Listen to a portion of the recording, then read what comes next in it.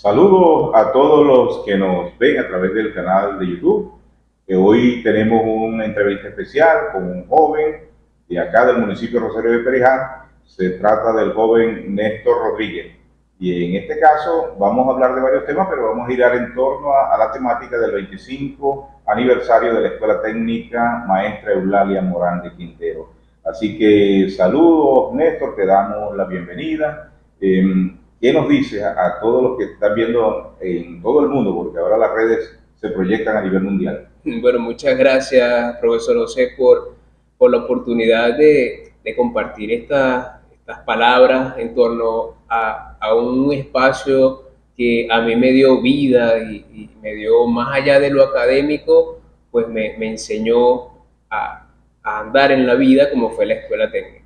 Muchas gracias por eso y muy contento también de que se estén celebrando este año los 25 años de su fundación, formando a jóvenes que que están transformando y que van a transformar a nuestro país, ¿no? Incluso en el resto del mundo.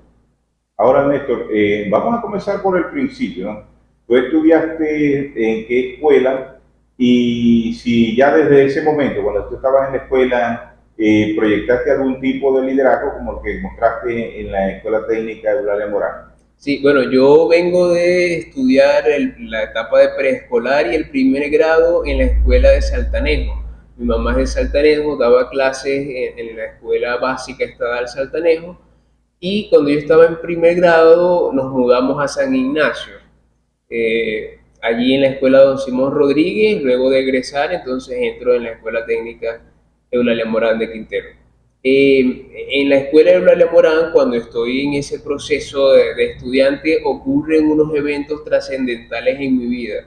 Primero es que fui deportista, estaba en la academia de béisbol de allí mismo, de San Ignacio, y hubo una transición de beisbolista a líder religioso, pero entre esos polos está la Escuela Técnica Eulalia Morán, que me enseñó todo lo que tiene que ver con el liderazgo estudiantil y sobre todo la labor social destinada a los estudiantes, bueno, que necesitaban más, ¿no? Los estudiantes que estaban más desprotegidos, los que vivían más lejos. Entonces, esa transición, esa escuela, como decía en principio, más allá de lo académico, que fue muy bueno y que quisiera conversar de eso también, lo que me ayudó a estudiar en la escuela en los primeros años de mi carrera universitaria, pero también es ese sentido social de la educación, ¿no? Y que me proyectó un poco lo que sería mi vocación de servicio, que es, bueno, estar para los demás. Y eso es gracias a la escuela, ¿no? Al trabajo con los jóvenes. Sí, ¿y en qué momento surge el liderazgo? Digamos, tú eras un estudiante normal, igual que cualquiera, que estabas allí. ¿Cuándo te diste cuenta que la gente te seguía, que tú podías ser guía en algunos procesos? Sí, bueno, todo ocurre con el proceso de la organización estudiantil. Ya antes de yo ser el coordinador de la organización estudiantil, ya había un precedente, ¿no? Se había constituido un consejo estudiantil, pero capaz no se había fraguado muy bien. Sin embargo, a raíz recuerdo la resolución 058 que emanó el Ministerio de Educación, se constituyen los consejos educativos y estos consejos educativos, un brazo de estos consejos eran los consejos estudiantiles, la organización estudiantil. Entonces, bueno, yo vengo de trabajar de la política también con mi padre esta oportunidad de servicio, yo veo la política como una forma de servir, una forma elevada de hacer caridad, diría el Papa Pablo VI, la forma más elevada de hacer caridad. Yo veo en esta una oportunidad para, bueno, para servir. Y es allí cuando yo veo esta oportunidad de servicio, bueno, que me entrego por completo a esto, ¿no? Y se va desarrollando entonces todo el liderazgo durante ¿qué? Como 3 o 4 años, como 3 años en, digamos, a cargo de la organización estudiantil a nivel institucional y bueno, después también a nivel municipal por el, por el trabajo que hacíamos en la escuela técnica. Sí, ahora me gustaría que abordáramos en diferentes aspectos. Por ejemplo, el liderazgo generalmente es compartido. Hay un equipo detrás de ese líder, ¿no? ¿Recuerdas algunos de esos Sí, muchachos que bueno, te acompañaron? sí, bueno, el equipo fue extraordinario, ¿no? Recuerdo, por ejemplo, a Gerardo Jiménez, recuerdo a Alexis Melián, recuerdo a Dulce, recuerdo a Ilimar también, a Ilimar Suárez, que está estudiando medicina también, recuerdo a Yulexi García, me parece, y bueno, otros tantos que también se dieron cuenta que podían servir desde lo que tenían. Y es decir, y que vieron en el estudio una oportunidad de servicio, ¿no? Eso se notó, que el estudiante va al liceo solamente a estudiar y va para atrás, para su casa, ¿no? Bueno, vamos al liceo a estudiar, a aprender, pero también vamos a ver cómo podemos mejorar las condiciones del liceo. Y eso fue gracias en parte al equipo, pues al equipo que se conformó con esta organización. Y recordamos a Paul también, Fernández, con Sí, muchos bueno, murales, ¿no? Paul con los murales, siempre muy dispuesto y muy colaborador en todo. En algunas oportunidades, Paul, porque después de cada encuentro, de cada actividad que hacíamos, teníamos la costumbre de entregar un certificado. Entonces, Paul siempre era muy colaborador. Entonces, en una oportunidad dice, no, Néstor, ya yo no quiero más certificados, tengo como 30 en la casa, ¿no? De todo lo que le habíamos entregado, ¿no? Entonces, bueno, no, Paul siempre es una persona muy colaboradora con los murales y, bueno, súper creativo en cuestiones de arte y escénica, pues. Ahora, Néstor, también hay una curiosidad, y es que generalmente los estudiantes van a la escuela como obligados, ¿no? Sin embargo, no sé si sería mi percepción, pero yo veía a ustedes como estudiantes felices, que estaban como en su casa o en su segunda casa, ¿no? Sí, Háblame un sí, poco de ese clima de camaradería, sí, de humor, de solidaridad que se creó ahí dentro de la escuela, sí. por lo menos durante tu tiempo, lo que tú viste como Sí, sí, estudiante. bueno, éramos amigos. Lamentablemente, la mayoría se han ido del país, ¿no? Pero éramos muy amigos y bueno, descubrimos, José, que podíamos hacer algo más que estudiar. Porque bueno, era lo que se nos dice. Usted va para el liceo, va a estudiar, usted va para la escuela a estudiar a la universidad.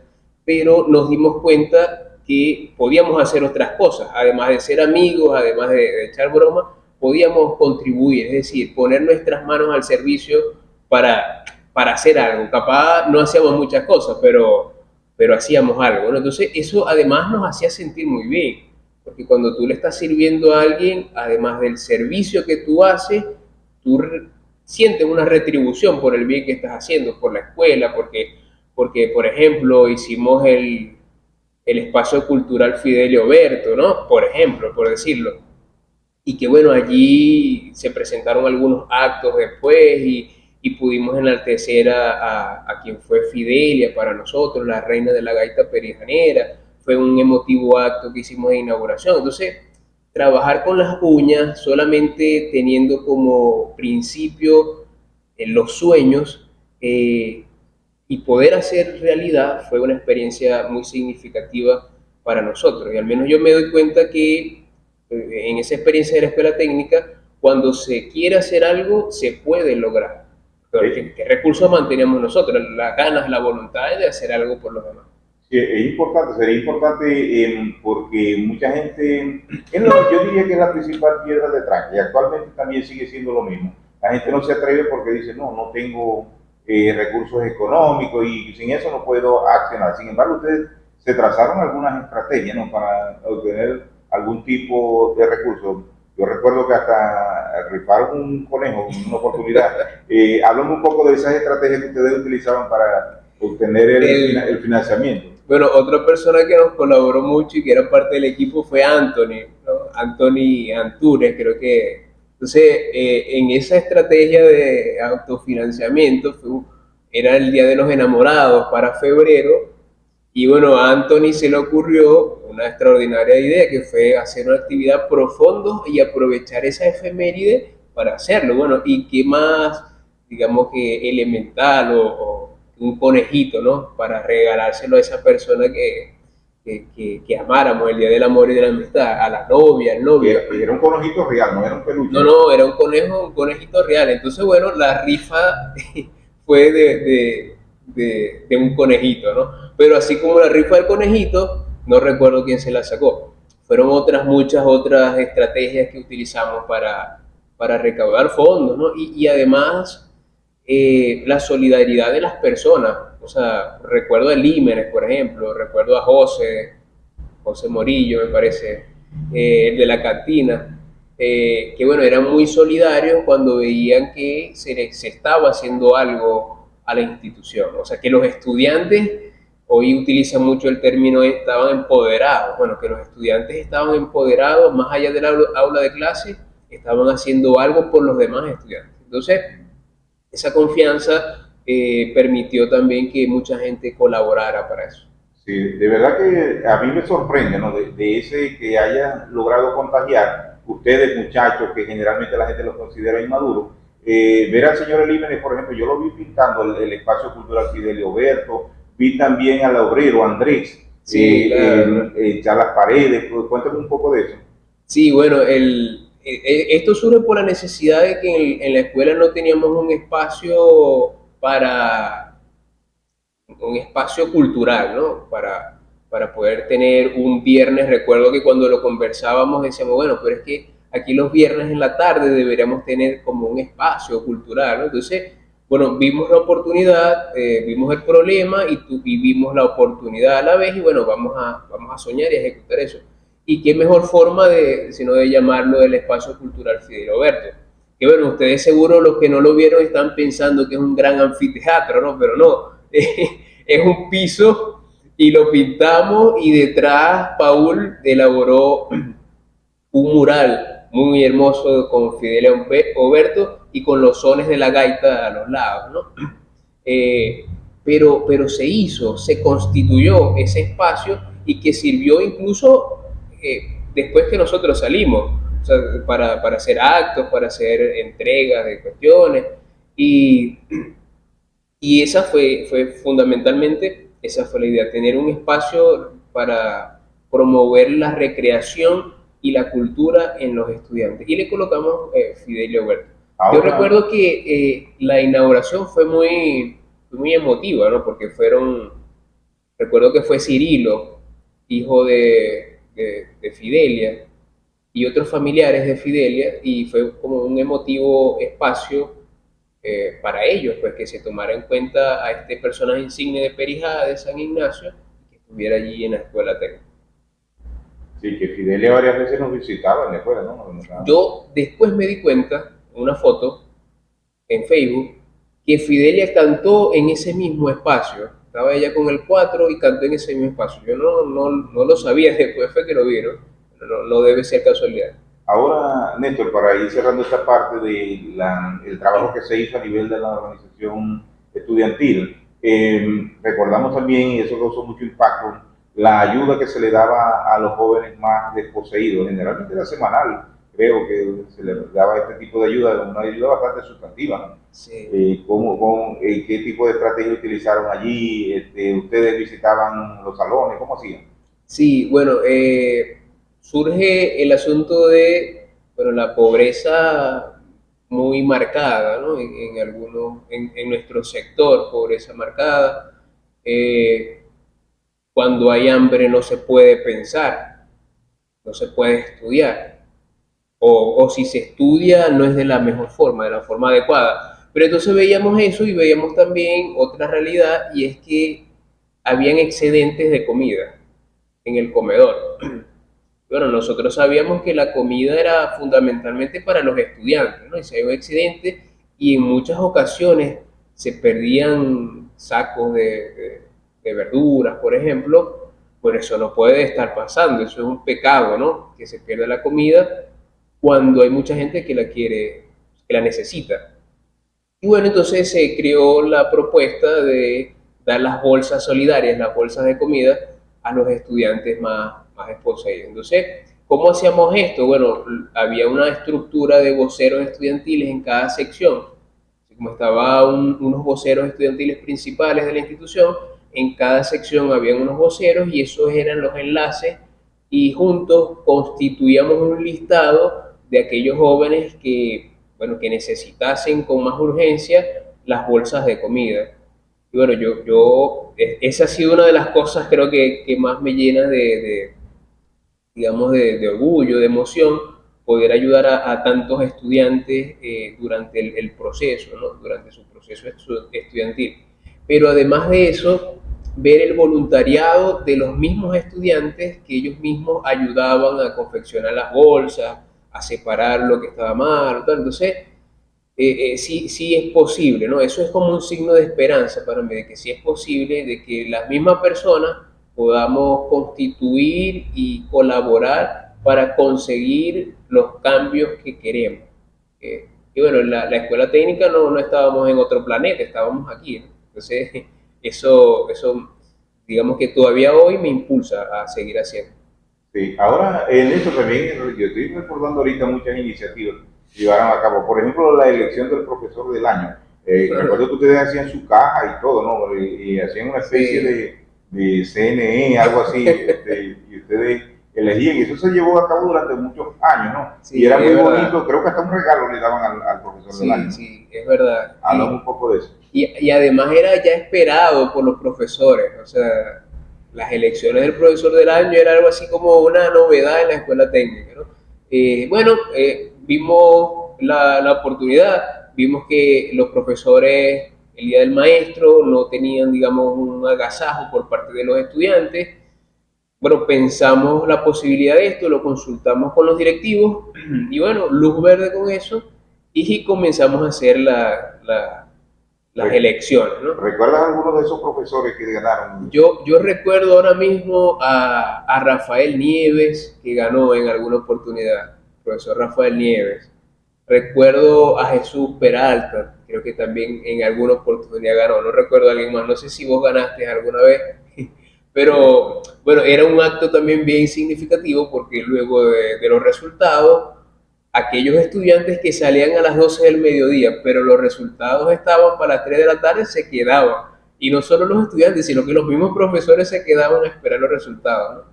Y bueno, luego hacíamos como un acto en donde le entregábamos el reconocimiento al profesor.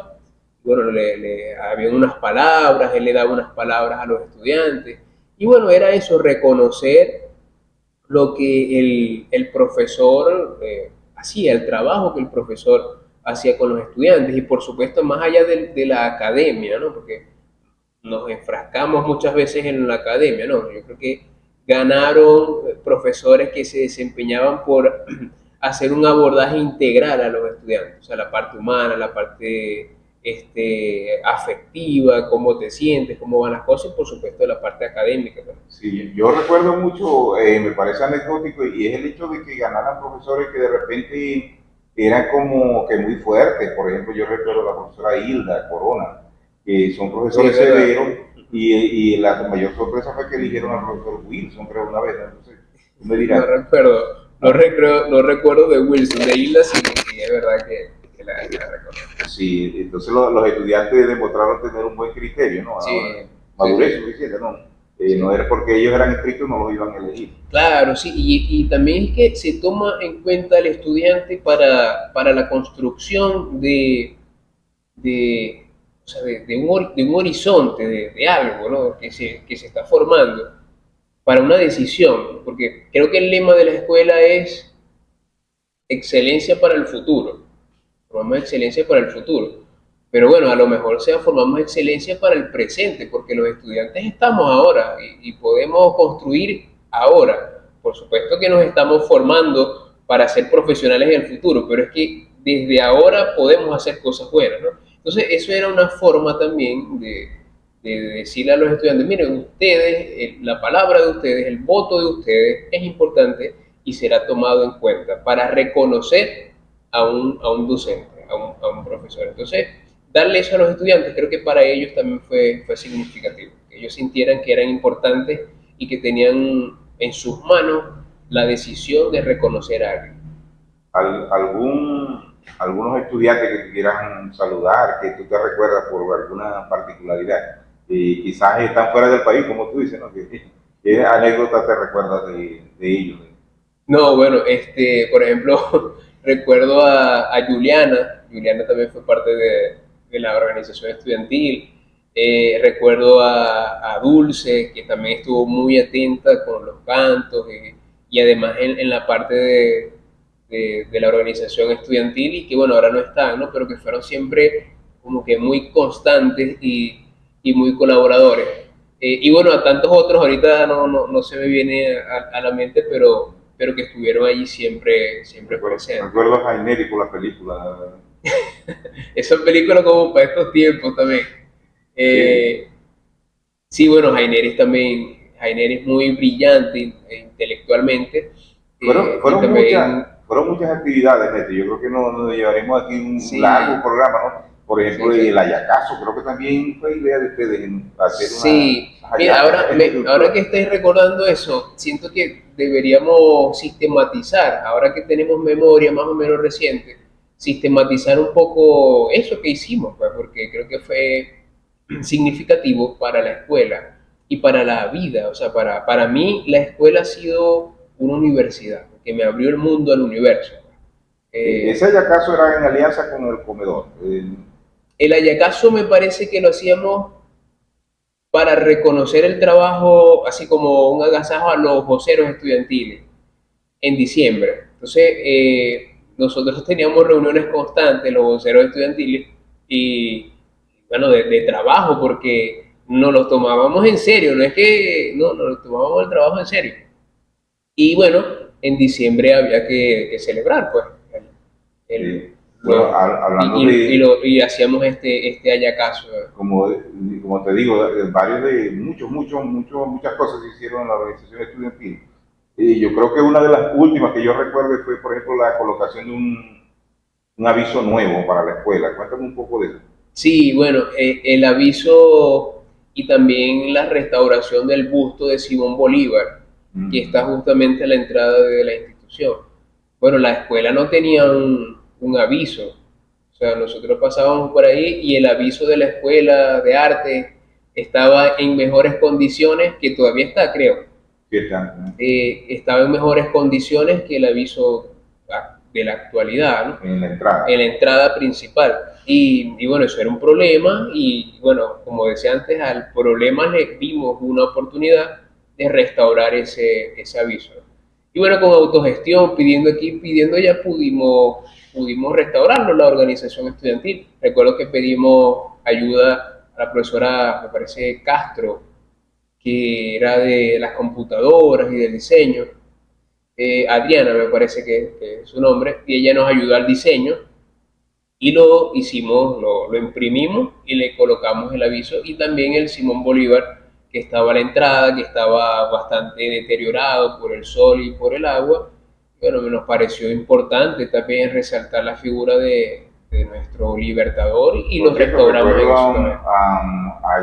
a Yair Oberto, ¿no? Que era uno de los que estaba encaramado allí colocando Sí, Ayair colaboró, recuerdo, Paul, colaboró Kevin, Luis Fernando, creo que también estaba por allí en esos tiempos y todos colaboraron, claro, porque ellos, cuando yo les decía, tenemos que hacer una labor social, tal, ellos se animaban y siempre estaban prestos al servicio pues, se, del colegio. seguramente no todo fue éxito, debe haber algunos fracasos, alguna falla en la gestión. ¿Recuerdas algo de esto? Sí, bueno, sobre todo en la parte, se me viene a la mente la parte personal, sobre todo es cómo dirigirse a los demás.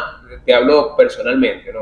Es decir, buscar las formas de hablar con los demás, comunicarme con los demás jóvenes que a lo mejor iban para el liceo por inercia, iban a estudiar y ya. Entonces, cómo dirigirme a ellos para enamorarlos del trabajo que se estaba haciendo y que ellos pudieran poner sus manos al servicio también. Es decir, las primeras veces estoy seguro que fueron un poco bruscas, pero bueno, ya después uno en el mismo ejercicio de liderazgo, uno va sin duda aprendiendo, ¿no? A cómo relacionarse, cómo eso. Y bueno, muchas cosas que se me escapan ahora, pero que Sí, seguro sí. también no fueron. Hay cosas, por ejemplo, que yo recuerdo, pero ya forman parte más como de la cotidianidad. Por ejemplo, a hacer homenaje a César Rengifo, a también traer la espada, la réplica de la espada de Bolívar, tantas otras cosas que se hicieron en la escuela. Sin embargo, me gustaría más bien abordar el tema de los profesores, que tenían de especial. Mira, eso, hablando de César Rengifo, yo ojalá que este video lo pueda ver Noeima, la profesora Noeima, que creo que fue el artífice de esta iniciativa. Porque ella era la subdirectora académica. Ella era la subdirectora académica y en sus manos estaba todo esto, ¿no? Entonces, en alguna oportunidad tuve digamos, no sé si decir dicha, pero sí la experiencia digamos, de escenificar a este artista venezolano. De interpretarlo, sí. Personificarlo. Sí, personificarlo en el asunto artístico, ¿no? En el asunto artístico. Sí, ahora, Néstor, como te digo, me gustaría que tú abordaras los profesores. Yo me asombro de ver la calidad de profesores que existían en la escuela técnica, ¿no? Saber que teníamos médico veterinario, bioanalista, profesionales de diversas ramas, incluso creo que había un especialista en alimentos, en procesamiento de alimentos. Sí. Háblame un poco de esos profesores que tú tuviste y que admiraste, ¿no? Por tu gran capacidad. Yo recuerdo, siempre lo digo, la mejor profesora que yo tuve fue Sumeri. Sumeri me dio microbiología, por ahí como en el cuarto o quinto año. Y para mí la microbiología fue como abrirme al mundo de la biología, ¿no? O sea, y eso me marcó también mi vocación posterior, es decir, estoy culminando los estudios de medicina y yo me acuerdo todavía de esas clases cuando veía microbiología con Ludonildo Lugo en la universidad, me acuerdo de muchas cosas que vi con Sumeri, pero también recuerdo a Francisco Rodríguez. Francisco Rodríguez nos dio química de los alimentos, al estudiar los carbohidratos, las proteínas, los lípidos. Esos conocimientos que yo adquirí en la escuela técnica me ayudaron a pasar el filtro del primer año de medicina, que fue bioquímica. Entonces yo tenía una base sólida en química de los alimentos y eso me ayudó muchísimo en el primer año de medicina. Es decir, cuando yo llegué allá a bioquímica, ya yo estaba como adelantado en eso, ¿no? Y esa formación previa me ayudó significativamente a salir bien en los... recuerdo... que tú recuerdes. Bueno... que te hayan marcado como buenos profesores, ¿no? Recuerdo al profesor Víctor Paz. El profesor Víctor Paz es un científico brillante. Yo le decía al ministro, tuvimos la oportunidad de ir a Barquisimeto, a un congreso que convocó el Ministerio de Ciencia y Tecnología. Nosotros llevamos un proyecto de la escuela técnica, no recuerdo si era la harina de yuca o de maíz, digamos un procesamiento propio de la escuela técnica. Recuerdo a Noeima, aunque no me dio clases, porque ella era del personal directivo, Noeima fue para mí una gran maestra, sobre todo en la organización con los jóvenes, en la planificación para poder conseguir un objetivo, lograr un objetivo, y que esto me ha servido para la vida, o sea, para mi liderazgo posterior en la iglesia, a nivel nacional, pero también en universidad, pero también en todo lo que hago ahora, ¿no? Entonces Noeima fue clave en mi proceso de formación de vida, no académico porque no, digamos, no me dio clase.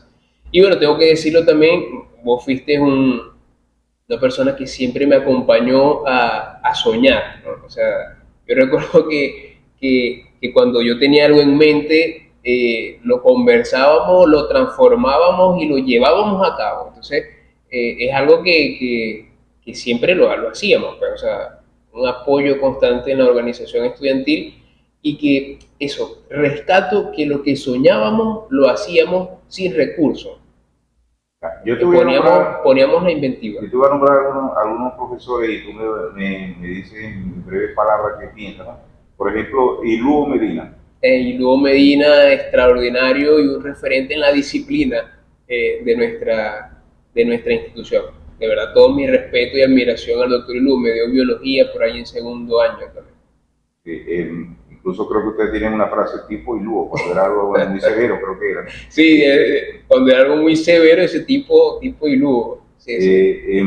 Profesor Jesús Peralta. Jesús fue un gran amigo, Jesús fue un extraordinario amigo del alma que en los momentos más difíciles de forma personal, él estuvo allí presente, pero también lo recuerdo como un profesor exigente en su área.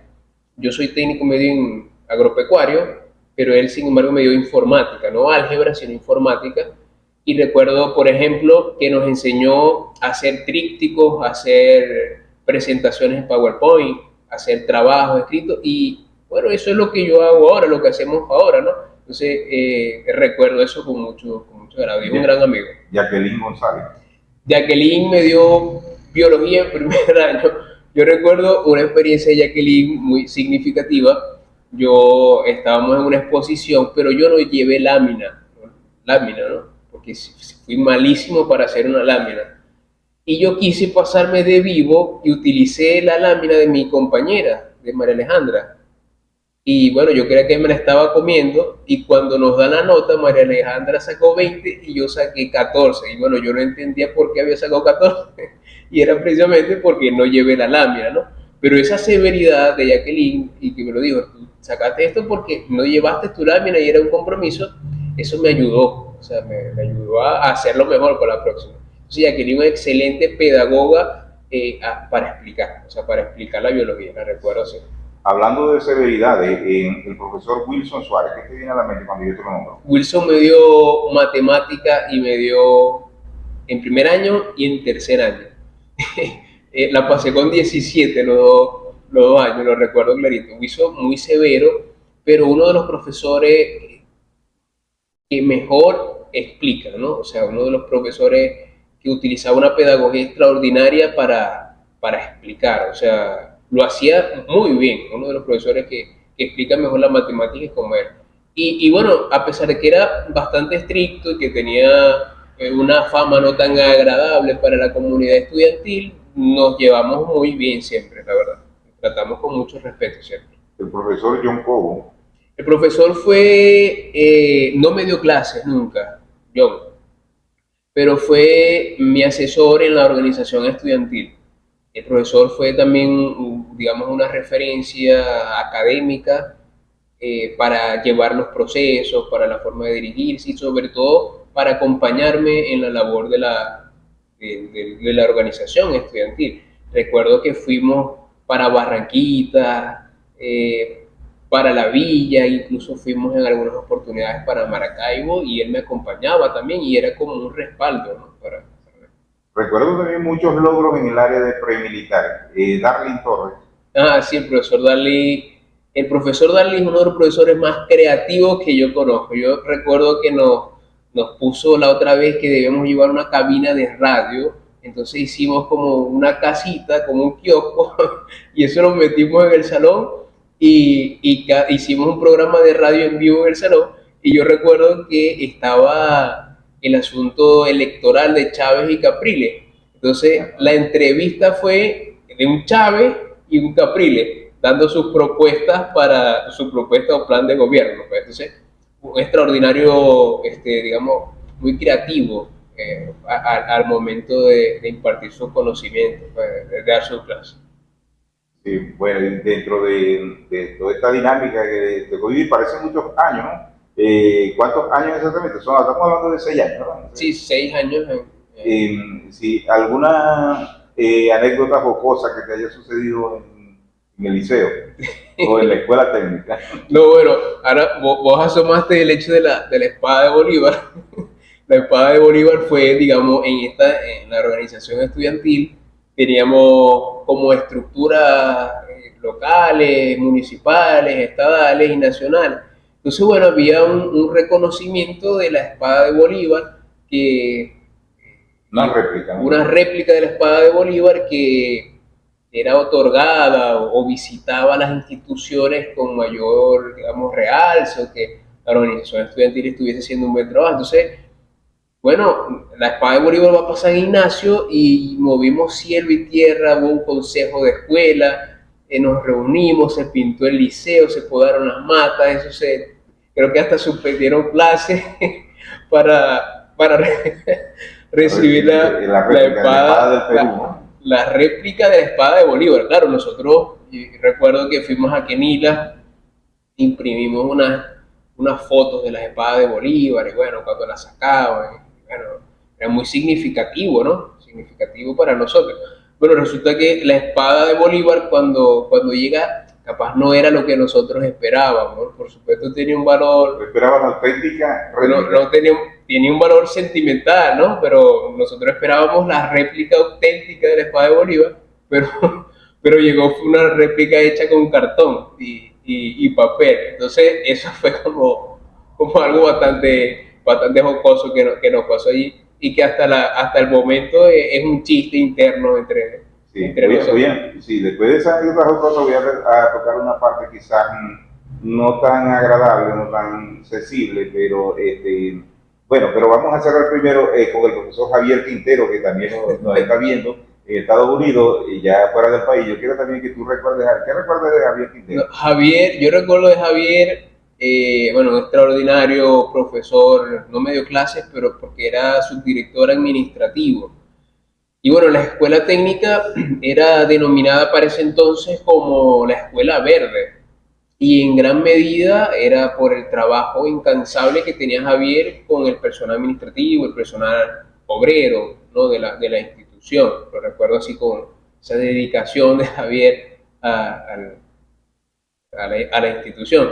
Yo recuerdo que en la otra vez Javier, no sé por qué estábamos hablando, y él dijo algo que yo lo tengo todavía, ¿no? Lo guardo. Él dijo, bueno, es que Néstor se destaca, más allá de lo académico, es por su sentido social. Eso hace no sé cuántos años, o sea, capaz de, no sé, 6 años, 7 años, y yo lo recuerdo porque bueno, sencillamente es así. O sea, él definió en pocas palabras un poco lo que yo soy, ¿no? Y además que somos primos, ¿no? Somos familia. Entonces, bueno, Javier es extraordinario. Sí, El bueno, negrito fullero. sí, decía que sí, para entrar en otra parte, en otra dimensión, ya para ir cerrando, porque el tiempo de televisión es muy corto, pero el profesor Facundo Fernández, dame tú, ¿qué recuerdas? No, Facundo, bueno, extraordinario cómplice, yo creo que pudiéramos decir. Facundo me apoyó muchísimo en todas las aventuras de la, de la organización estudiantil. Yo creo que no hubo una propuesta que nosotros le lleváramos a Facundo, profesor Facundo, para hacer, claro, porque era como el canal, ¿no? Nosotros íbamos a hacer un mural, bueno, vamos a la dirección, conversamos con el profesor Facundo y él, bueno, lo dialogamos, pues. Y creo que no hubo una cosa que él Rechazar. que él lo rechazara, ¿no? Siempre estuvo dispuesto y presto a que nosotros pudiéramos hacer. Y en parte el éxito de todo esto es gracias a él también, La, a la su apertura. profesora Hilda Corona. Hilda me dio clases de inglés, por ahí como en tercero o cuarto año. Yo le digo, que nunca la vi molesta la profesora Hilda, siempre estaba tan centrada, equilibrada y enseñando, ¿no? Era como apasionada por la enseñanza y la recuerdo así como una extraordinaria docente, pero también como una extraordinaria persona que provoca, ¿no? Escuchar clases con ella. Sí, de la profesora Hilda, yo no sé si tú recuerdas que un día le hicimos un homenaje y una de las cosas que le regalamos era su fotografía en un marco, lo mandamos a enmarcar y todo. Y nosotros queríamos colocarla en el aula donde ella daba clase y ella no quiso. ¿Tú te recuerdas de esa No anécdota? recuerdo la anécdota. Sí, nos mandamos a enmarcar una foto de la profesora Hilda, un homenaje que le hicimos. ¿Sí te acuerdas que le hicimos un homenaje? Sí, pero no recuerdo, digamos, el hecho de la foto. Sí, bueno, decía que Aula uno por ahí, lo que era el aula uno, ¿no? Por ahí exacto, era el hablamos aula de mucho, Ibra. ¿no? Sí, sí. Sí, esto me gustaría hablar de dos personas, ¿no? Que ya no están. Por ejemplo, el profesor Francisco Montero. ¿Qué recuerdas de Montero? ¿Cómo lo recuerdas? Bueno, Montero como un amigo. O sea, Montero me dio clases de estudios de la naturaleza. Yo no sé si eso es como por primer año. Pero lo recuerdo como un amigo. Él fue director de la parte técnica, me parece, ¿no? Subdirector de la parte técnica. Tuvimos la oportunidad de ir a Yaracuy a representar a la escuela también en un proyecto. Y bueno, nos convertimos en amigos, ¿no? Nos queríamos mucho y tengo una anécdota con él, bueno, además de Yaracuy, que fueron muchas anécdotas, digamos, en el viaje, durante la estadía allá. Pero antes de morir, unos días antes de morir, yo hago una publicación en Facebook y él me escribe y yo le tomo el número de contacto y le escribo también, ¿no? Y estuvimos intercambiando unos mensajes y 2 días después murió. Y eso, o sea, me marcó, pues, o sea, fue una emoción bastante fuerte porque, bueno, además él me expresaba que estaba muy contento porque me veía estudiando, me decía, bueno, es que fuiste a ver al Papa, entonces esto es un orgullo para mí, decía él, ¿no? Entonces, bueno, yo también estaba orgulloso y se lo hice saber de que él hubiese sido mi profesor y que todavía estuviese en la educación, ¿no? Aunque estaba enfermo, estuviese en la educación, pero lo recuerdo con mucho cariño. La profesora Dalila López. Dalila López, pero tengo que decir también, José, que días antes de que muriera estuvimos escribiendo por Facebook también. Ella me comentó una publicación e intercambiamos menos, pero intercambiamos unos mensajes. Dalila fue mi profesora de práctica de los alimentos en el primer año. No, fue extraordinaria también. Dalila muy, muy amiga, y siempre que me veía por allí era como su alumno, como si estuviese saliendo del bachillerato, nos dábamos un abrazo, me preguntaba cómo estaba la gente de San Ignacio. Quería muchísimo a la gente de San Ignacio, Dalila, y me lo hacía saber siempre que me veía. Pero una persona dedicada al servicio, a la educación, ¿no? Y sobre todo a los alumnos. Es decir, que no había esa separación de profesor-alumno, sino que, por supuesto, respetando las barreras, los límites, pues se intercambiaban lazos de fraternidad que hacían mucho más ameno el hecho de aprender y yo supongo que de enseñar también de parte de ustedes. Ahora, Néstor, 25 años, la escuela en tu pueblo, San Ignacio, reflexionen sobre lo que ha sido la escuela, lo que es hoy y cómo tú la sueñas, cómo la sigues pensando.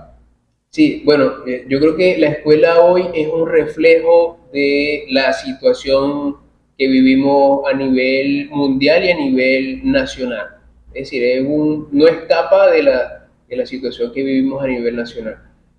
Yo sueño con una escuela de los sanguinacieros. Y cuando hablo de los sanguinacieros me refiero desde Saltanejo hasta San Juan, incluso, que estudiaban en la escuela técnica. Hoy me parece que no es así, porque no hay docentes, porque hay pocos docentes, o por diversas situaciones que son ajenas a la voluntad de los estudiantes, ¿no? Entonces, yo sueño con una escuela verde, una escuela que siga siendo modelo y referencia a nivel nacional, y una escuela que prepare a los estudiantes no para el futuro, sino para el presente, para construir el presente, porque solo con la educación, solo con la cultura, herramientas, solo con los valores podemos construir la sociedad que queremos. Y el desarrollo de San Ignacio en gran medida fue precisamente por el desarrollo de la escuela técnica. Entonces, a la escuela técnica, al no estar funcionando en un 100%, eso por supuesto que se ve y se observa en la dinámica del pueblo, ¿no? de San Ignacio, ahora y para después. Entonces, yo sueño con una escuela en donde los sanguinacieros se sientan orgullosos de haber estudiado allí y que vayan a la universidad, a Maracaibo, a otras partes, orgullosos de su escuela. Cuando yo estaba en primer año, había gente del colegio latino, del colegio alemán de Maracaibo estudiando, ¿no? Y bueno, yo decía, no, yo soy de la escuela técnica de San Ignacio y me siento muy orgulloso de eso, y me sentía muy orgulloso de eso y me podía codear con quien sea, ¿no? Entonces, para allá tenemos que trabajar. Has tenido una oportunidad que muy pocas personas quizás han tenido en el mundo, y es entrevistarte con el Papa Francisco. ¿Qué le dijiste? ¿Qué te dijo? ¿Cómo fue ese encuentro? Bueno, eso fue en 2019 que tuve la oportunidad de conversar con el Santo Padre Francisco en el Vaticano. Cuando yo me acerco, bueno, yo comencé a llorar y él me preguntó, ¿por qué lloras? ¿Por qué lloras? Entonces yo le digo, bueno, vengo de San Ignacio, porque bueno, yo soy San Ignaciero hasta más no poder. Vengo de San Ignacio y los jóvenes te aman y te quieren y rezan por ti. Entonces él me dijo, fuerza vos, cuando yo le entregué una bandera de Venezuela y le entregué una estampita viejita que tenía de San Ignacio de las fiestas patronales, se la entregué y se la di como obsequio. Entonces él me tomó la bandera y me dijo, fuerza vos, fuerza vos. Y ese fuerza vos ha sido para mí como eso, como fuerza, ¿no? En los momentos difíciles para seguir aportando al país. Desde las trincheras en donde esté, siempre me enfoco en servir y dejar los espacios mejor que como yo los recibí. Muchas gracias, Néstor, por tu tiempo, ¿no? Gracias de verdad.